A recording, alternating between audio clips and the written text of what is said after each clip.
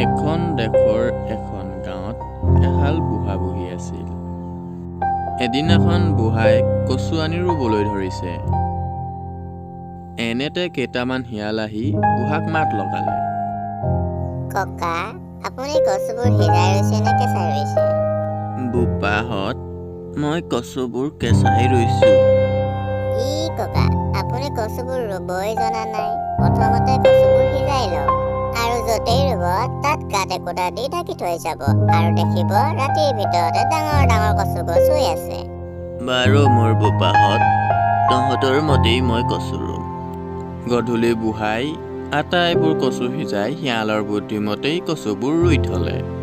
মাছ ৰাতি শিয়ালবোৰ আহি বুঢ়াই ৰুই থোৱা সকলোবোৰ কচু খাই থৈ গুচি গ'ল।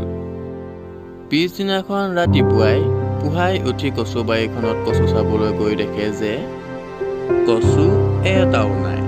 তেতিয়াহে তেওঁ শিয়ালৰ ফাঁকিটোৰ কথা বুজিব পাৰিলে। সেই দেখি তেওঁৰ মনত বৰ দুখ লাগিল। ইয়াৰ কিছুদিন পিছত বুঢ়াই এটা বুদ্ধি সাজি বুঢ়ীক ক'লে, বুঢ়ী, আজি তই মোৰ গাত কিছুমান লালি গুৰি সানি থ। গুৰৰ গোন্ধ পাই যেতিয়া জাকে জাকে মাখি আহি মোৰ গাত পৰিব, তেতিয়া তই বুঢ়া মৰিল বুলি ইনাই বিনাই কান্দিবি। তোৰ কান্দোনৰ শব্দ শুনি শিয়ালবোৰ ওচৰ চাপি আহি কি হৈছে বুলি তোক সুধিলেই বুঢ়া মৰিল বুলি কবি আৰু মোক ঘৰৰ ভিতৰৰ পৰা উলিয়াই লৈ গৈ খাবলৈ কবি। মোৰ ওচৰতে এডাল তামোল লুকাই থবি। ইহঁতে মোক নিবলৈ ঘৰৰ ভিতৰত সোমালেই লাহেকৈ দৰজাখন মাৰি দিবি। দিলেই মই গিৰিচ কৰি উঠি টাঙোনডাল লৈ শিয়ালক কোবাই মাৰিম। বুঢ়াৰ কথা মতে বুঢ়ীয়ে কৰিলত শিয়ালবোৰে বুঢ়ীক আহি সুধিলে, আই, কান্দিছ কিয়? কি হৈছে? বোপাহঁত, মোৰ বুঢ়াটো ঢুকাল, সেইবাবে মই কান্দিছো। তহঁতে পাৰ যদি বুঢ়াক বাহিৰলৈ উলিয়াই দি খাগৈ। বুঢ়ীৰ কথা শুনি শিয়ালবোৰে আনন্দিত হৈ বুঢ়াক নিবলৈ বুলি ভিতৰত সোমালত বুঢ়ীয়ে লগালগ দৰজাখন মাৰি দিলে। ইফালে বুঢ়াই ঘৰৰ ভিতৰত টাঙোনেৰে শিয়ালবোৰক মাৰিব ধৰিলে। কোনো ৰকমেহে শিয়ালবোৰৰ মাজৰ পৰা এটা শিয়াল তাৰ পৰা পলাই যাবলৈ সক্ষম হ'ল। কেইদিনমানৰ পিছত বুঢ়ীয়ে বুঢ়াক ক'লে, মই ভালেমান দিন শিয়ালৰ ভয়ত কলৈকৈ যোৱা নাই। যিজনীৰ ঘৰলৈ গৈ এদিন তাইক চাই আহোঁগৈ। মনটো বৰ বেয়া লাগি আছে। বুঢ়ী, তই গ'লে শিয়ালটোৱে অকলে পাই তোক খাই পেলাব। নোৱাৰে খাব, যাম কোনোমতে। এই বুলি কৈ বুঢ়ীয়ে নিজৰ জীয়েকৰ ঘৰলৈ গ'ল। বুঢ়ীয়ে অকলে গৈ থকা দেখি শিয়ালটোৱে আগ ভেটি ধৰিলে আৰু ক'লে, বুঢ়ী, তোক আজি নেৰো, তোক আজি খাম। খাব খুজিছ খাবি, কিন্তু মই বহুত দিন যিজনী ঘৰলৈ যাবলৈ পোৱা নাই। সেই দেখি মোৰ মনটো বৰ বেয়া লাগি আছে। সেই দেখি মৰিবৰ আগে যিজনীক চাই লওঁ বুলি আহিছো। মই উভতি আহোঁতে তই মোক খাবি।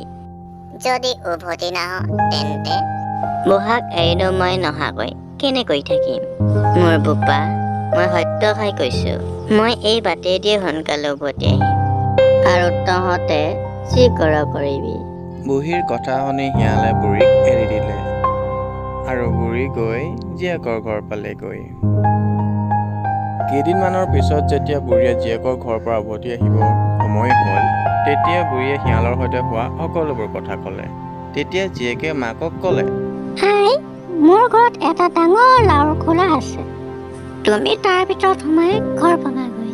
শিয়ালে তোমাক নেদেখে। জীয়েকৰ কথা মতে বুঢ়ীয়ে লাওৰ খোলাৰ ভিতৰত সোমাই বাগৰি বাগৰি গৈ থাকে। শিয়ালে লাওৰ খোলাটো দেখি ভাবিবলৈ ধৰিলে, এইটো বৰ আচৰিত কথা।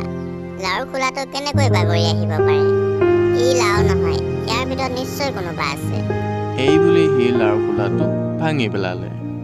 ভাঙিলত তাৰ ভিতৰৰ পৰা বুঢ়ী ওলাই পৰিল। সিহঁতে বুঢ়ীক দেখি আনন্দিত হৈ বুঢ়ীক ক'লে, বুঢ়ী, তই মোক ফাঁকি দি পলাই যাবলৈ খুজিছিলি। তোৰ এতিয়া কি হ'ব? মই তোক খাম হক। কি কৰিম? খাৱ যদি খাবি, কিন্তু মই যিজনীৰ ঘৰৰ পৰা এটা ধুনীয়া নৃত্য শিকি আহিছো। মই মৰিলে মোৰ নাচটো মোৰ লগতে যাব। সেই দেখি নাচটো নাচি তহঁতক দেখাওঁ। তাৰপিছত তহঁতে মোক খাবি। বুঢ়ীৰ কথা শুনি শিয়ালে নাচৰ লোভ সামৰিব নোৱাৰি বুঢ়ীৰ কথাত মান্তি হ'ল আৰু তেতিয়া বুঢ়ীয়ে ক'লে, মই নাম লগাই দিওঁ, তই হয় হয় কৰি যাবি। তেহে আকৌ মোৰ গাটো ভালকৈ উঠিব। বুঢ়ীৰ দুটা কুকুৰ আছে, এটাৰ নাম হ'ল ৰঙা আৰু আনটোৰ নাম হ'ল কলা। ইফালে বুঢ়ীয়ে শিয়ালৰ ওচৰত গান গাই গাই নাচিবলৈ ধৰিলে। ঐ ৰঙা ওচ, ঐ কলা ওচ, ঐ ৰঙা ওচ, ঐ কলা ওচ। এই বুলি বুঢ়ীয়ে গান গাই গাই নাচিবলৈ ধৰিলে আৰু শিয়ালেও হয় হয় বুলি কৰি গৈ থাকিল।